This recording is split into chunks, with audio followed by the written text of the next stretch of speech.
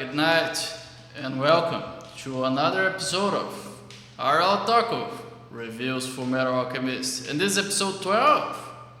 So, what is going on in this episode? This is the episode where Edward and Alphonse go and meet their teacher.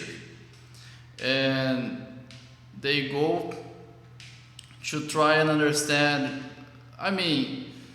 what happened on, when they met the truth, and also to get better at alchemy. Or actually, that barely happens, but that's what happens. And there are three things that are really cool in this episode. And this is the last time I'm say cool ever, because I'm tired. First one is actually in the very beginning of the episode, in the scene with Edward and Hohenheim, and there's something really cool going on. Oh my god, there's something that is going on in there, because if you notice, Edward actually blames his father for his mother's death, which honestly it's not true. And that is the action of someone very mature. And that's very important for us to notice and realize, both, of course, in the anime and in real life. Again, IRL Otaku, that's what I'm here to do. And that is shown very neatly in this episode, in this small scene in the beginning, where it shows that Edward is still a kid, is still an adolescent. And I'm not gonna just say, oh my god, Edward's a kid and I'm great. I blame other people for my problems. I blame my parents for what I was going through. And nowadays I don't do it anymore. I really just understand them and empathize with them, and really, retake my own agency. And I really think I'm responsible for my destiny. I'm an adult, so I'm gonna handle my stuff. I'm not gonna just throw it away and just say, oh my god, my parents are horrible, so I'm not gonna do anything. And that's a neat scene that shows in this episode, and it really precedes the other scenes that are gonna happen when Hohenheim meets Edward again, which is another cold water bath, on Edward, because Hohenheim really throws some really big truth bombs at him, and he gets really lost.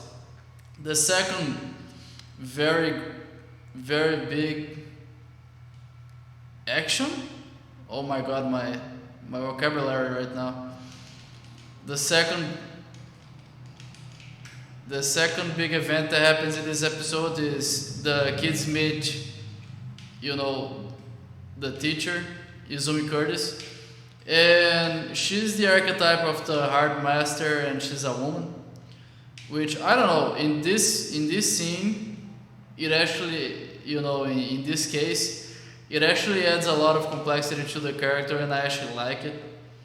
It's easier to empathize with her, and actually, for the fact that she's a woman, she gets to be funnier and she gets to be more explosive, which to me, it makes her a better character. Because if she was a man, let's say, and he was too much of a hard on, I don't know, it wouldn't be funny, it would be cool.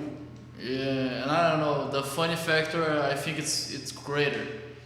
And this anime shows how to make some great female characters, actually.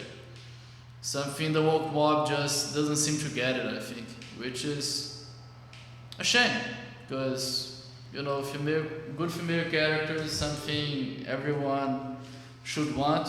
Female and male characters, just great characters in general.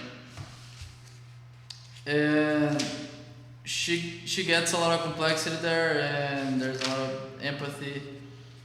And the third great event that shows in this episode that I really think it's it's a lesson for us is the introduction test for the kids. You know, if you don't remember, this is the episode where Edward and Al, meet the teacher. He shows, in the past, and this is the episode that shows the test that Izumi Curtis throws at the boys.